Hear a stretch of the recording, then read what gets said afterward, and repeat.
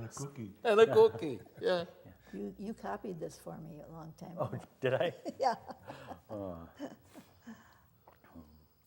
I know you have been in many times to copy things, Oh, both my, you and Norm. Norm especially. Yeah. All right, so we're ready to go. So Steve, you're gonna start off on this camera again. Okay. And then you three, this will be your camera. And just pretty much talk to Steve like you're having a conversation. You guys after the first question, you guys will probably forget I'm even here, so. That's the goal. Okay.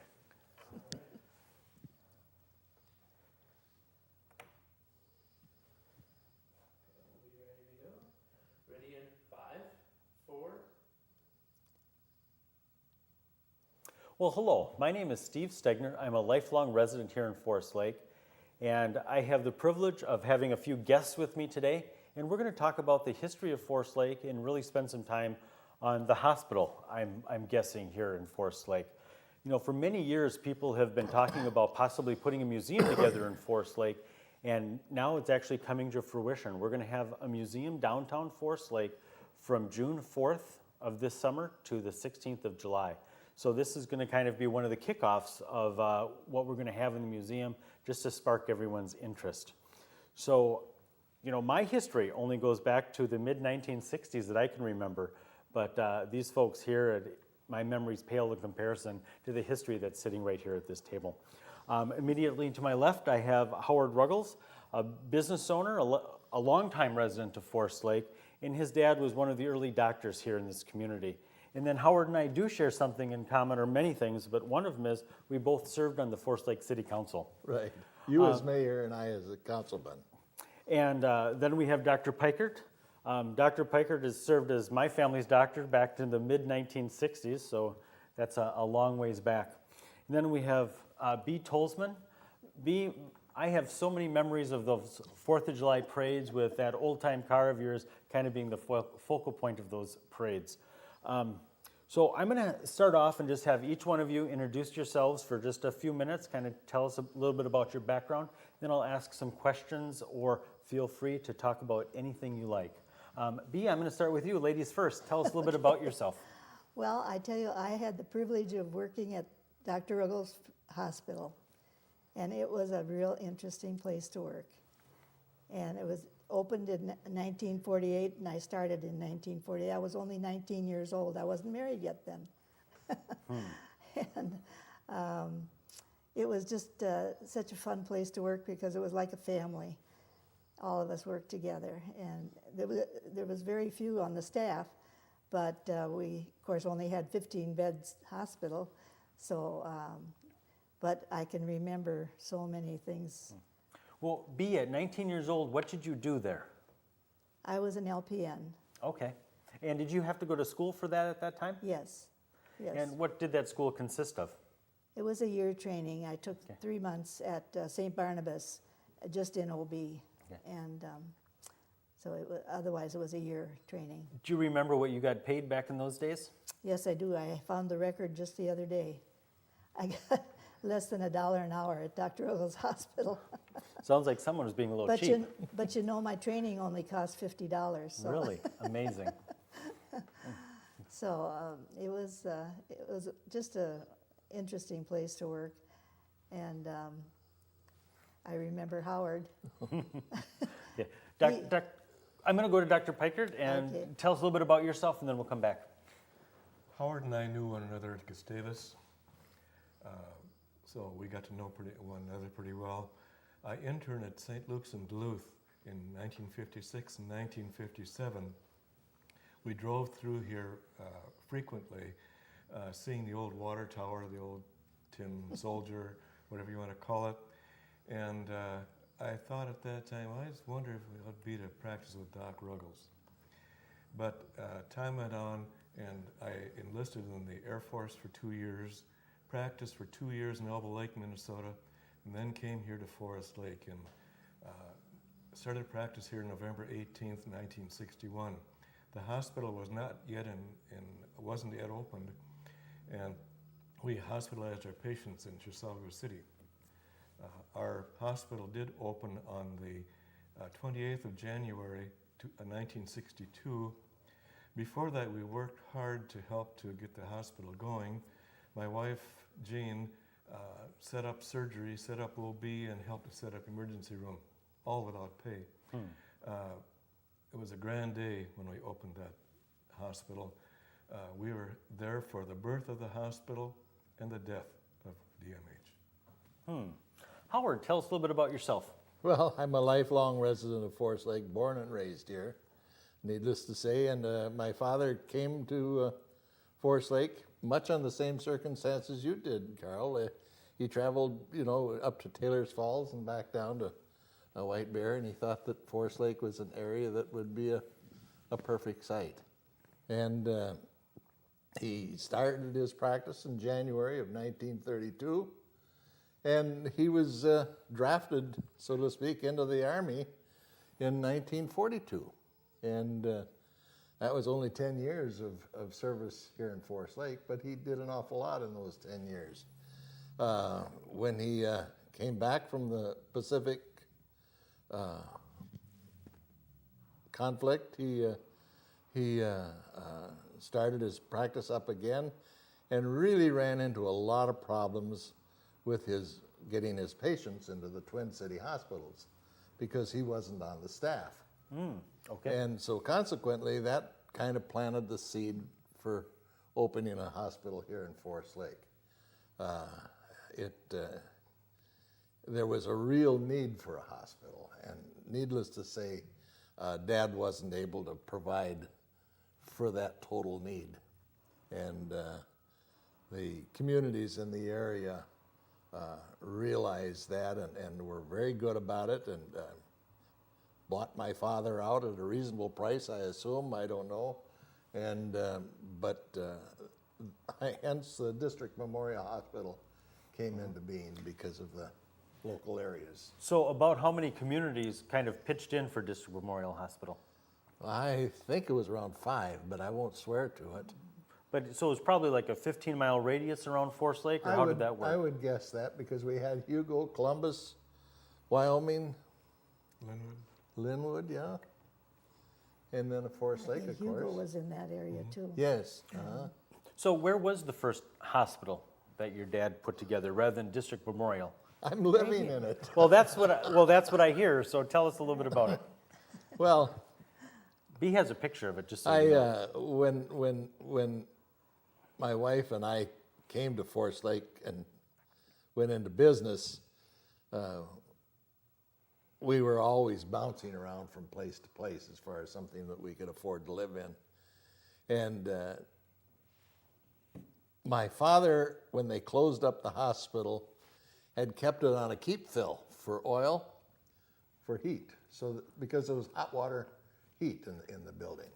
Okay. And needless to say, someone made a mistake someplace along the line and they ran out of oil and the water lines froze in that building, and you cannot believe the mess. Well, we had it appraised 3 different times, and all the appraisals came out for nothing more than the value of the land. The house was a total loss. Well, and my father is a tough negotiator, but that's what we got it for. And my wife, being a bull-headed German, wasn't going to tear the old building down. We proceeded to start remodeling and a little bit every year, and it's been a real task, but a real joy of love. And I remember the hospital so dearly, as B will attest. It was a family, and I used to. My main job was mowing the grass, seeing to it the stoker was filled. That was early days. It was on coal. That's the way it started out, and I had to take the clinkers out and keep the stoker full. And I don't know how many times at 4 o'clock in the morning I'd get called up and, your fire is out in here. Howard, what are clinkers? Because I'm not familiar with that term. Oh, clinkers are in the fire pot. This coal goes in there and it burns really hot, but they don't melt or turn to ash. They turn to like a stone, and it's called a clinker. And you have to break up the clinkers so you can get them out. And you had a big long tong that you'd reach in and yeah. But that was my job, and and eating pies. Well, that sounds like a good job. I remember that. B only got $1 an hour, but I can't imagine how much I got in pies. I got a lot. Well, tell the folks why you got pies. Well, of course, the kitchen was in the basement, and, Okay. and I had access to the basement and the nurses' station down there and rest area. And what was her name? Mrs. Anderson? What was her name? No, Marie Peterson. Mrs. Peterson was the cook at the hospital. And oh my gosh, she made the best pies outside of my mother that I know. Lemon pie especially. Yeah. And she'd always have an apple pie or a rhubarb pie or a peach pie or something around. And they had to be sampled. Well, of course. Well, No, you wouldn't want any of Yeah, the custard that or was any your of the job. patients. Yeah. and this was generally for the patients at the hospital or for staff or both? It was for both Okay. the patients, and I think the patients were fed pretty doggone They well. were wonderful. Yeah. She made her own bread and everything. Yeah. Rumor is hospital food isn't that good anymore. Well, I know, but it's it's pretty good for what you can do with it, you know. Sure. But no, we just and then of course my years at the hospital progressed to ambulance driving, but I just detested that. I couldn't stand the sight of the blood and the and Did you take training for being an ambulance driver? No. Okay. No, it wasn't required at all. You just had to have a heavy foot. Okay. Fair enough. Yeah. B, what are some of your memories of that first hospital in the Dr. Ruggles? Well, I just remember Dr. Ruggles. I thought it was wonderful that he started a hospital at that time because there were so many baby boomers born at that time. And people could go to the hospital and wouldn't have to travel so far to go to the hospital. And I remember the first year there was like 365 babies born that first year. Wow, that's amazing. And it was only a 15-bed hospital and 6 little bassinets for the babies. And I remember one night, February 18th, 1949, and there was 5 babies born within just a few hours. So That's something. it was a busy, busy place. Wow. How long do they typically keep moms in the hospital after they had their babies? It was usually about a week. Yeah. Okay. Yeah, Things have sure changed. things have changed. And didn't get out of bed until at least the 3rd day. Do you think the babies are getting bigger nowadays? Because it seems like people are commonly having much larger babies. Do you remember how big they were at that time? It seems like they were all pretty good size. Okay. Yeah, we Good. had a preemie once in a while, but very seldom. Seemed like we had preemies. Dr. Piker, what are some of your early memories of the hospital, being that you came in 1961? In 1962, Dr. Ruggles, Midbow, and Purdy and I shared the emergency room call. And oftentimes when I was on call on the weekend, I would stay at the hospital and do my records and that sort of thing. And there was one time when the head nurse had me see some patients not in sequence like Dr. Ruggles had thought it should be. So he said, "That young whippersnapper is taking my patients." So I was a young whippersnapper. Well, that's good to be known as the young whippersnapper, I'm sure. I think he was pretty glad. Yeah. You know, Carl always has said when my father was alive that he really should have written down some of his memoirs because he had some unbelievable things happen to so him. many things happened. I mean, he had run-ins with Ma Barker and her gang. and Wow. I remember they came to our garage one day on a Sunday afternoon and forced him down to the office to take a bullet out of somebody's shoulder. George And, said, "He dies, you die." Yeah, that's right. Wow. Wow, yeah. That's excitement here in Forest Lake. Well, yeah, it's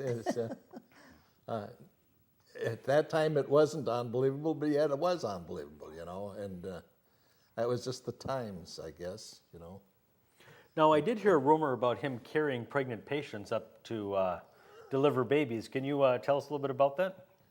Well, I never saw him carrying a lady up to the second floor. All I know is that the maternity ward was on the second floor, and not every one of those ladies could make it up there on their own. Sure. I'm sure. But whether he carried them or if he helped them, or I remember we had a funny looking stretcher. It was a real heavy curved thing, you know, and because of our stairwell at the hospital, it was a short turn, and you had to almost stand that patient up. Yeah, I almost had to bed that gurney. Right, that's right. And, Wow. so it was quite difficult to do in some instances, particularly if the lady was really in distress, and some often are. And, I lost my line of thought. What was the question? Well, we were just reminiscing about the hospital and about your dad possibly carrying a pregnant woman up to the maternity ward. It's possible, but like I say, I never actually saw it happen. George told me he did. Then if Well- he said it, he did. That's absolutely right. I do know, and you guys will probably attest to it too, that my dad always carried a set of snowshoes in the trunk of his car. And doctors at that time, that was a big part of their practice, was going to the homes. And he also had a portable delivery table that he carried with him. And all of that stuff we gave to the Historical Society after my father passed away, and I don't have any idea where it is now, if it's down in Stillwater or where, but he delivered a lot of babies. He was a baby doctor primarily, and he loved that. Yeah. And B, what did people primarily come to the hospital for back, you were saying in the late 1940s that you were involved in it? Well, I tell you, I remember so many car accidents at the time the hospital first opened, especially because there was no stoplights on 61 and by the trestle, and there was so many bad accidents there. And probably no seat belts, no No airbags, seatbelt, obviously. Right. Oh, they were just awful. Probably no speed limits. And 3-lane road. I remember two families that were in a car accident there, and they were both brought into the hospital, both cars, two from each car. And we had to put one on first floor and one on the second floor because there was an argument about whose fault it was. Oh, So we had to be very careful. Sure. But they were from out of state, and they came back later and complimented all of us for the good care they got and how Dr. Ruggles had sutured them so well that they didn't have to have plastic surgery. There was so many facial injuries. So I remember he was praised for that. Well, what are some maybe the more unusual things that you remember in those early days from the hospital? Well, like Howard, I remember the food so well. It was so good. And we always just enjoyed going downstairs and around that round table and having a real discussion sometimes. And it was always fun. And we just had so many patients, and a lot of the patients I knew because I went to school in Forest Lake, and a lot of the patients that came in were friends of mine. So I was able to sit with some of them and when they had their babies, and it was just a fun place to be. Now, Dr. Piker, you said you kind of identified Forest Lake as being a place you might want to be as you were going back and forth. Did you think of it as a place to raise your family, or did you think of it as a place to, wow, it looks like there's a lot of sick people here? I thought of practice. Okay. Our emergency room was terribly busy. Prior to the freeway, two main highways in Minnesota coming together through one city, 8 and 61, it was terrible. You could count on accidents practically every time you were on call. On holidays, the traffic would be strung out probably a mile either direction, trying to get through on 8 and 61 to Minneapolis and St. Paul. We did a lot of surgery here too. We did hernias, appendectomies, cesarean sections, herniorrhaphies, hemorrhoidectomies, everything we did here. We had consultants come out on the surgery that we didn't do. So it was a very active place. When District Memorial opened, you said, I think you said like 1962? Yes. How many doctors were on staff then? 4. Dr. Ruggles, Midbow, Purdy, and myself. Okay. And then how long before that ended up growing substantially? We had, I think Dr. Knott came in 1970, Dr. Narathan and Setness in 72. Then more and more, I can't remember the years they came, but for a long time there were just the 4 of us. And then Dr. Purdy left in 1965 to go into radiology and made it more busy for us. So really the 3 and 4 of you pretty much ran the show Yes, we did. for a great number of years. And so through your practice, I'm sure at that time you knew almost everyone in town. Very many. Okay, how neat. And how many babies did you deliver? 2,775 in my lifetime. Not here, but in my lifetime. That is Isn't an that amazing amazing? number. B, what is your earliest memory of Forest Lake? If we're not necessarily talking about the hospital. I was born and raised, well, I was born in the hospital, in Bethesda Hospital. Dr. Poyer delivered me in 1928, that was. So I've been around Forest Lake ever since then. Probably 3rd grade Sunday school program. And Sunday school program, yeah. So what are some of those early memories? Do you remember the train depot being here? Do you remember? Oh, I remember the depot, yes, very well. And I remember I could stand on the tracks downtown Forest Lake and look west on Broadway and see my dad's farm right at the end of the road, the big silo. and I was just a mile from downtown Forest Lake. That's where I grew up, where Menard's store is now. Okay. And how many kids in your family then? I'm the only one, That's kind of unusual to have a farm and only one child. right? Very interesting. I did the work for all the rest of them. I'm sure you did. Dr. Piker, you said you came a little bit later in life. What do you remember about the days that you came, or maybe you were here before visiting and coming through Forest Lake? No, it was during internship that we drove through. Any time that I wasn't on call on a weekend, we would drive down to Minneapolis or my hometown, Cokato, Minnesota. And what kind of memories do you have of Forest Lake at that time?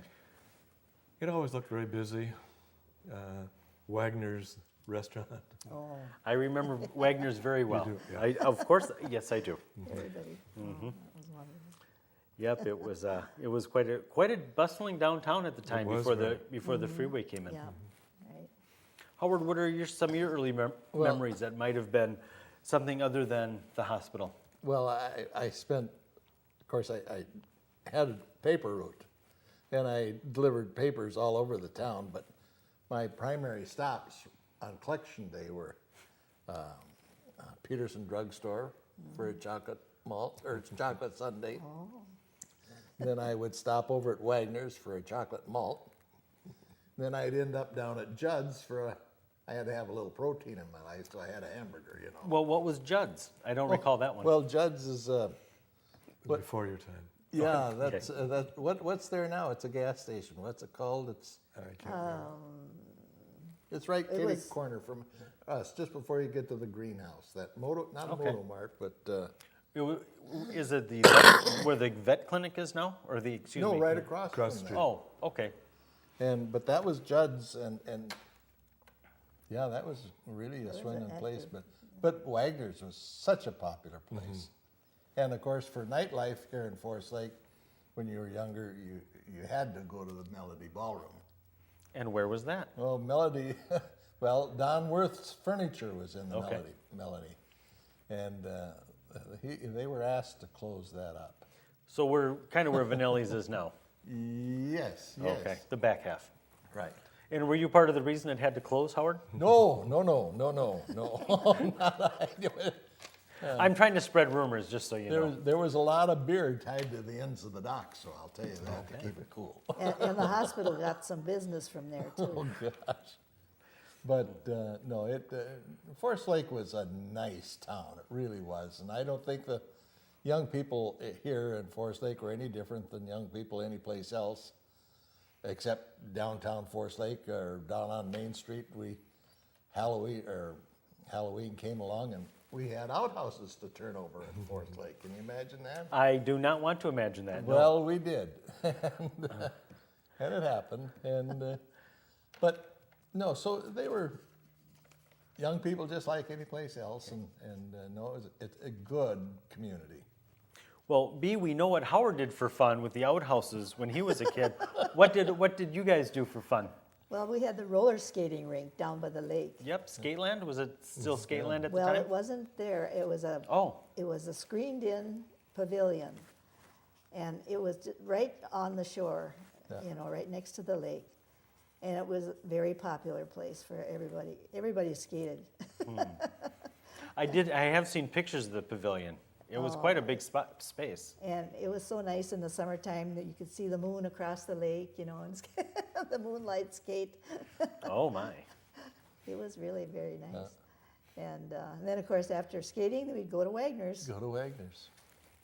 Now And then- my memory of Wagner's is that it was quite small. It just had the counter on one side Right. and one row of booths, so it didn't probably hold much more than I don't want to even say, but somewhere around 30. Did you guys fill up the place? Yeah. I can't remember how many booths there were. Yeah, I think it would hold more than 30. Okay. About 8 but not a booths, whole maybe? lot more. Yeah, about Eight booths, and each one 4. Yeah. Okay, and then in front of the grills, there was a counter, wasn't there? There was a row You counter could sit? It was with stools. Yes. Yeah. And, And then a few slot machines before you get in. oh, Now yeah. that I didn't know. Well, they weren't slot machines, but were they? Well, They there had was something like that. Well, they had the ball game, Oh, like pinball machines Yeah, or something of that pinball Yeah, nature? I suppose that's what it and was. and I never played them. You got free games on it. So they didn't give you money back, but they gave you free games. But they were always very busy, Oh, yeah. very busy. I remember after bowling at night, we would we'd always go down to Wagner's for chili, or they made the best soup in the world too. But they always had good food. Oh, yeah, always yeah. had good food. I can still see them frying those hamburgers. Oh, it smelled so good. Yeah. Well, Dr. Pikert, since you weren't born and raised here, you came here later in life. Did you find this a nice place to raise a family? Yes, it was. When we first came here, it was kind of a summer city. There were an awful lot of almost shacks around the whole lake where the family stayed during the summer when school was out, and Dad worked and came out weekends, and they had outhouses and that sort of thing. And slowly but surely, they put a sewer around the lake to help protect the lake. And now there are multi-million-dollar homes around the lake where there were a couple $1,000 shacks. Sure. The lake has changed somewhat. There was an eye doctor in town here who stated in the paper that the people's eyes are hurting because people are urinating in the lake, and it hurts your eyes. And it's highly doubtful that was the case, but that's what he said. And that must have been back in the late 60s, something of that nature? Early 60s. Early 60s? Remember Van Wert? Oh yes. Oh yes. I never heard that though before. Yes, it was in the paper. Oh, for heaven's They could sakes. probably look it Oh up. my heaven's sakes. So, Dr. Pikert, what did your kids do when they were in high school for after-school jobs? Not much. Okay, fair enough. B, what did the high schoolers do for jobs when you were a teenager? Well, I got a job right after I graduated from high school at Hool's grocery store in Forest Lake. Was that when it was downtown, kind of where by the old crosswalk? Was that about where Hool's was? Yeah. Yeah, well, it was right next to Peterson's drugstore. Peterson's drugstore in that area. It's And- still there. I mean, the building is still there. And were you a cashier? Did you do stocking of groceries, deliveries? What did you do? Well, when you worked at a grocery store. In those days, you didn't have you had an old register that you used, but otherwise you did the stocking, you did the salesman. You'd have to go down and write everybody that was there. You'd have to write their purchase on a slip, So Okay, so they were billed essentially, or yeah. okay. Well, some of them were billed, and otherwise you'd have to write. Even if they paid cash, you'd have to write down each item that they got. Kind of for inventory, maybe? Is that why you're writing it down? I think that's what it was for. I have a very small memory of Hull Grocery Store. Them and Ben Franklin had about the best candy in town, as I recall, as I was growing up. My folks had a business on Lake Street as well, and they drugged me to work pretty much, many days with them. So I was ventured out and got candy periodically. So. And then they delivered too, so that was really nice for people around the lake that didn't get into the town very often. They'd deliver the groceries to them. I didn't realize they had such a big business until I started working there. They'd have to fill up these boxes, and they'd go from the front door clear to the back door. Wow. And they'd have this delivery truck full of groceries. For heaven's sake, I didn't know that. And they were the only grocery store in town at that time, or were there others? No, there was other grocery. There was a Fairway store and a Red Owl store. Red Owl. Well, I remember Red Owl when it was across the street from Hull Right, Grocery. Yeah. Howard, what did your friends do for high school jobs? Well, my kids were pretty lucky because I was in the retail business, and consequently, when my oldest son was old enough to count minnows, he started filling minnow buckets for me. And then when I moved one door south and bought the hardware store, they all were employed by me. And so I was very fortunate, and we were able to take care of their college educations and whatnot that way. But they always managed to have free time too. I don't know, Oh, of course. yeah, I don't know just exactly what all. So you had what bait store was it? Was it Johnson's? That's Bob what Johnson brought me Sporting here to Goods. Forest Lake. I bought the Bob Johnson Sporting Goods store from Bob Johnson, very dear friend, and will always be. And then when the opportunity came, Les Mathieson, who had the hardware store, we built the building for him. But after 1 year, he realized it was too big, and his children were, I don't know what they were, but there was some conflicts there. And he said, "Howie, I'm sorry, but I'm going to have to sell," not knowing that I was interested. But And that was the Hardware Hank store. that was the Hardware Hank store. It used to be Anquist Hardware downtown. Okay. And well, I was tickled to death, of course, to hear that he wanted to sell. But I didn't have total faith in myself, so I got my brother to come in with me. And so my brother and I started the Hardware Hank store, and not started it, but continued the Hardware Hank store. And then about 4 or 5 years afterwards, I ended up buying him out and had it all. Well, that was one of my memories too, was going down to Hardware Hank, where you were in that location, and charging it to Emily's Pamper Parlor. They had a charge account there, and I felt pretty important when I Yeah. could walk in and charge things. So, Well, I'm small town, I guess, but you had to have charge accounts in a community like this. You couldn't. My brother and I couldn't see eye to eye on that, and he liked the cash business, but he had a banking background too. So I don't. But I realized that we needed to charge, but when I sold the business and went out of business, I only had one account that left on my books, and they were all taken care of. wow, that's Just, amazing. yeah, it really was. People were so good and very conscientious about their accounts, and no problem whatsoever. Well, like I mentioned before, I was born and raised here. B, you said you were born and raised here. Howard, you as well. I'm going to ask you a question. As I'm getting a little older, I don't know if I'm as tolerant of winters And I'm wondering why you stayed here in Forest Lake, Bee. Well, I got married and my husband wanted to stay here, so that's where I stayed. Okay, fair. That's fair enough. Dr. Pikert, you've stayed here for so many years. I love winter. Okay. I love to blow snow. I love to shovel snow. I don't go south to Florida for 6 months. I enjoy it here. Good. Howard.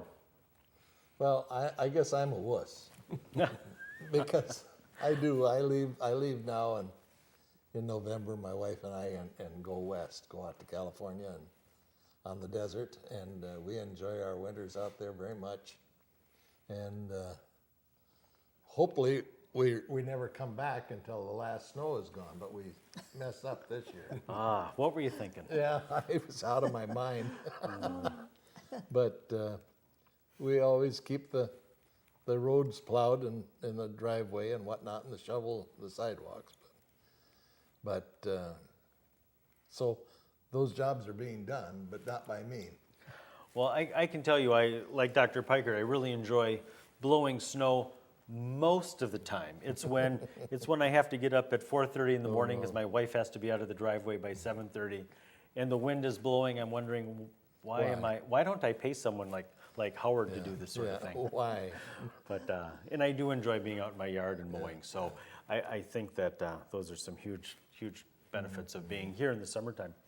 But Bee, as we're wrapping up, what kind of other memories would you like to share with the folks at home before we wrap this up?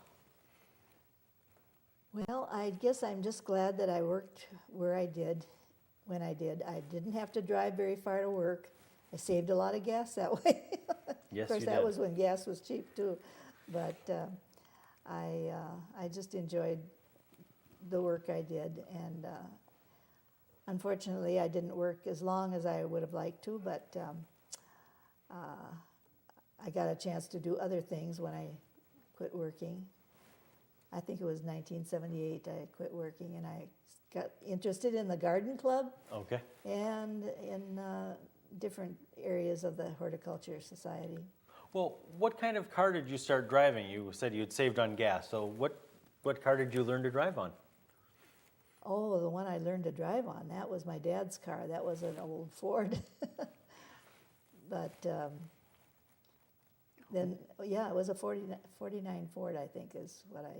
Well, how were the roads then? Obviously most of them weren't paved. So Well, when I was young, Broadway was not paved. It was a gravel road. And so sometimes in the spring, it would be pretty hard getting Sure. from our place just a mile, getting into Forest Lake. The ruts would be pretty deep. But it wasn't long after that, and then they put the freeway in, and then things changed in a hurry. yes, they did change in a hurry. B will probably remember this, but I think we had more mud days than we had snow days. Yeah, Seriously, Really? the roads were so bad, and the school buses couldn't get around. and we would say, "Oh, come on, get stuck so we Yeah. don't have to go to school." But really, I think there was more mud days than there were snow days. That is just crazy. Dr. Pikert, what are some of the memories you'd like to share before we wrap it up? We've been fortunate to make the right decisions through life, Jean and I. Having gone in the service, served in France, came back here, practiced 2 years in a rural practice where I was able to drive a grain truck on my half day off and participate in a small town, then move here to almost suburban type situation, sub-suburban. Was fortunate enough to have been named the Minnesota Family Practice Doc of the Year in 1987. I've had a wonderful life. That is a wonderful life and a wonderful honor. Congratulations on that. And I know you can't mention any names because of confidentiality, but have you delivered anyone famous as a baby? Not really. Okay. They're all famous to me. That a boy. Howard, tell us about some of your memories that maybe we didn't cover here.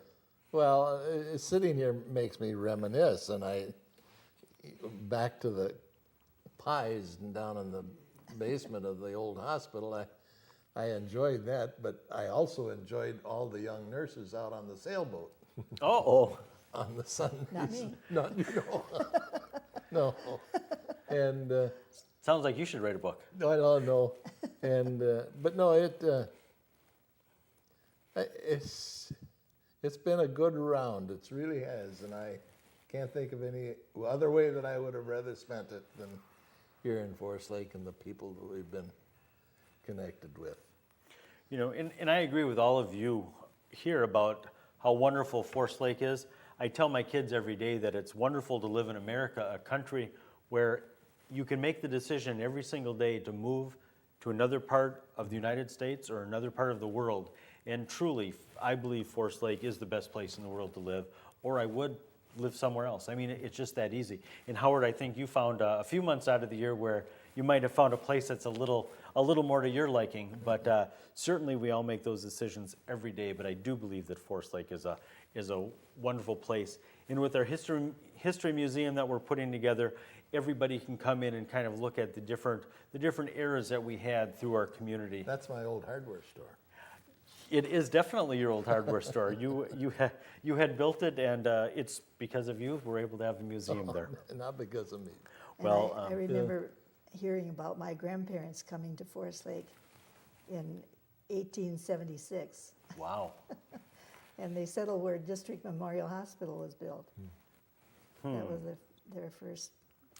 Do you remember what the attraction was for your grandparents to move here? Well, some of the family had come before, Okay. and so they settled in Forest Lake, and so then the rest of them settled. My maiden name was Enquist, so there was several Enquists that came at that time. Well, if they had the home out there by District Memorial, that was the old Beard Farm out that way. The house that was the hospital, or turned into the hospital, was originally the home for That was Melvin Swanson's place, but maybe, I don't know who was there. It was B.B. Nelson that lived there before that. in the Beard House. I never heard it was No, a Beard I house. remember delivering papers to the Beards, Your- but your I know father bought the, he bought the building from the Beard Beards. House. Yeah, Yeah. and then put the additions onto it. But at that time, all of that land, which was considered the Beard property, went all the way up to District Memorial Hospital. oh, well, this was District Memorial back, south, Okay. like where Beltz's Park is. Oh, sure. Clear Okay. to 61. Okay. Well, Dr. Pikert, in your mind, what would you say one of the biggest changes is in the city of Forest Lake? If you could possibly put your finger, maybe besides the freeway, what one thing in Forest Lake has really made the most difference? I think the conversion from a summer city to a year-round city with the fantastic homes around the lake. There were some pretty bad homes around there that people stayed in. They didn't stay there in the winter, and now they have the beautiful homes around it. Beautiful place. Sure.